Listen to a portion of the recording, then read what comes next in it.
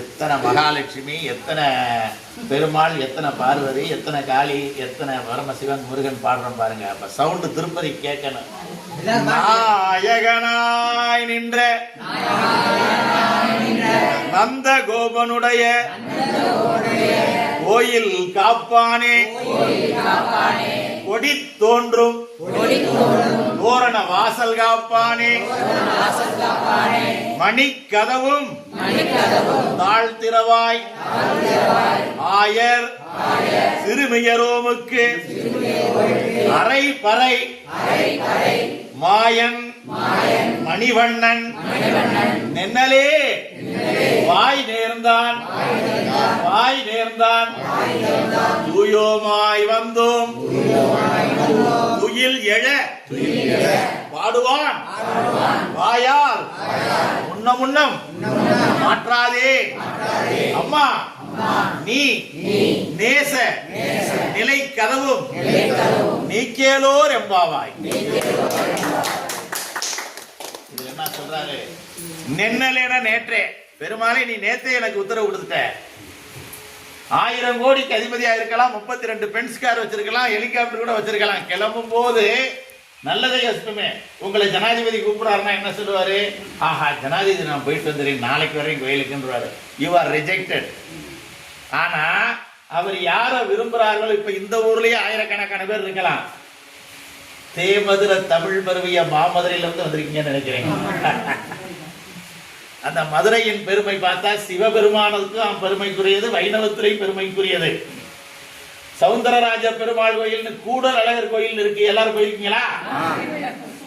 அந்த கோயில்ல இந்த சாமி வந்து சமணர் அப்படின்னு சமண துறவிகள் ஒரு 100-200 பேர் வந்து சொல்ல ஆரம்பிச்சிட்டாங்க. அசோகர் இங்க புத்த மதத்தை தள்ளிவிட்டாரு, இங்க ஒரு சமண மதம், நீங்க என்ன, நீங்க எங்க மதத்துக்கு வாங்கன்னு மன்னர்கிட்ட போய் சொல்ல பாண்டியர்கிட்ட. ஏயா பரம்பரையா எங்களுக்கு ராமம் 90 தெரியும், நீ என்ன திடீர்னு சமணம் புத்தம் இருக்கீங்க? நீங்க என்ன நடத்தி காட்டுற அந்த கோயில் நாங்க அற்புதம் பண்ணி காட்டுறோம், நீங்க அதை நம்புங்க. அப்படிங்கும் போது நீ சொல்ற அற்புதத்துல நான் ஏத்துக்கிற மாட்டேன். நான் 108 அடி உயரத்துல ஒரு தங்க மூங்கில்ல ஒரு கிளிய கட்டுறேன், தங்க கிளிய. நீங்க என்ன வேணாலும் அவங்க பிரேயர் பண்ணுங்க, எந்த மதத்துக்கு அது வணங்கி வந்து விழுகுதோ அந்த பெருமாள்னு சொல்லிடுறேன் அப்படின்னாரு. புத்தம், சமணம், சாக்கியம், வைணவம், நம்ம இந்து தர்மம் எல்லாம் பாடுறாங்க. திருவள்ளுவர் பெரியாழ்வார வர சொல்லிட்டாங்க.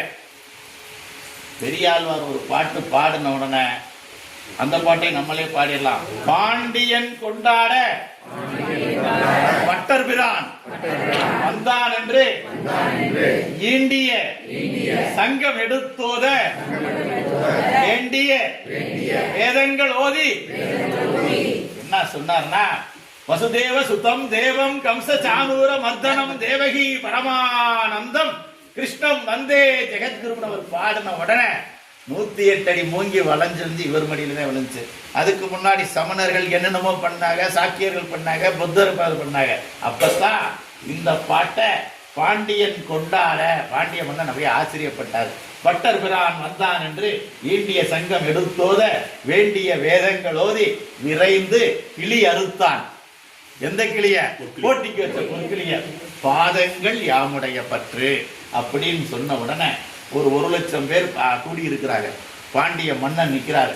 பாண்டிய மன்னர் எந்திரிச்சு வந்து தன்னுடைய தேவியாரோட வந்து இந்த பெரியாழ்வார் காலில் விழுந்து, இந்த பெருமாள் தான் பெருமாள்னு நீங்க உணர்த்திட்டீங்க அப்படின்னு சொல்லும் போது கிழக்க ஒரு 1000 சூரியன் வந்தா எப்படி இருக்குமோ அப்படி வெளிச்சம் வருது.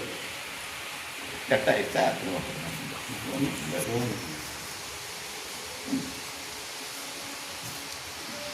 அப்போ யாருன்னா பெருமாள் கருடாழ்வார் மேல வர்றார் இதே மதுரையில. உடனே மன்னர் எல்லாரும் பார்த்து கும்பிட்ட உடனே பெருமாளுடைய அழகுல கண்ணுப்பட்டு பாடுறாரு ஆழ்வார். அந்த பாட்டு தான் பல்லாண்டு. சொல்லுங்க, பல்லாண்டு பல்லாண்டு. மதுரை கேட்க பல்லாண்டு பல்லாண்டு பல்லாயிரத்தாண்டு பல கோடி 100,000 பல்லாண்ட இந்தோள் மணிவண்ணா உன் சேவடி செவ்வி திருக்காப்பு அடியோமோடும் நின்னோடும் பிரிவின்றி 1000 பல்லாண்டு வடிவாயினின் பல மார்பினில் வாழ்கின்ற மங்கையும் பல்லாண்டு வடிவா சோதி வலத்துறையும் சுடராழியும் பல்லாண்டு படைவோர் புக்கு முழங்கும் அப்பாஞ்ச சன்னியமும் பல்லாண்டு நென்னலே வாய் நேர்ந்தான். நீங்க எல்லாம் தூய்மையா வந்திருக்கீங்க. வாயால் முன்ன மாத்திராத. நான் முதல் சொன்ன ஐயா ஜனாதிபதி கூப்பிடுறாருன்னா ப்ரோக்ராம் கேன்சல் ஆயிரு. அப்படி எந்த மாற்றமும் இல்லாமல் இன்றைக்கு பெருமாளை சேவிக்க வந்த நாம எல்லாருமே பெருமாளுடைய உத்தரவை வாங்கிட்டோம். உன்னுடைய நேச நிலைக்கதை அன்னைக்குன்னு அவர் மனக்கதவை திறக்க சொல்லியிருக்கோம். அப்போ சாதாரண அதிகாரியை பார்க்க போனாலே வணங்கி போறோம். ராஜகோபுரம் அண்டை பெருக்கின் உண்டை பெருக்கம் அளப்பெருந்தன்மை வளப்பெருங்காட்சி ஒன்றனுக்கொன்று நின்று எழில் பகர 101 கோடியின் மேற்படிந்த இந்த அண்டங்கள் கேலக்சிஸ் வாட் ஆல் த பஞ்சபூதங்கள் எல்லாத்தையும் படைத்த அந்த பெருமாளை வரும்போது வணங்கி வருத்த ராஜகோபுரம். பலிபீடம் ஆணவம் கண்மம் மாயை என்ற மும்மலத்தை பலியிடுறதுக்கு, ஆடு கோழி பலியிடுறதுக்கு இல்லை. ஆணவம் என்னை மிஞ்சின யாருமே இல்லை என்று ராவணன் என்ன செஞ்சான்? சீதையவே தூக்கி போனான், அழிந்தான். நான் தாண்டா ராஜா அப்படின்னு கம்சன் சொன்னான். எனக்கு அழிவே இல்லைன்னா டேய் கிருஷ்ணனால உனக்கு அழிவுன்னு ஒரு ஜோசியர் சொன்னாரு. யார் அந்த கிருஷ்ணன்? உன் தங்கச்சி தாண்டா பிள்ளை பிறக்குதுங்க. தங்கச்சியை தூக்கி ஜெயில ஓடுறா. தங்கச்சி புருஷனை பிறக்க பிள்ளைய வெட்டினேன். 8வது பிள்ளைய வெட்ட போனேன். அப்படி மேல பறந்து போச்சு.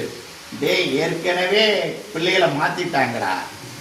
கிருஷ்ணனை கொண்டு போய் பிறந்தார் வடர் மதுரை, போய் வளர்ந்தார் ஆயப்பாடி. யமுனை நதியை கடந்து கொண்டு போய் பிள்ளையை கொடுத்து இங்க கொண்டா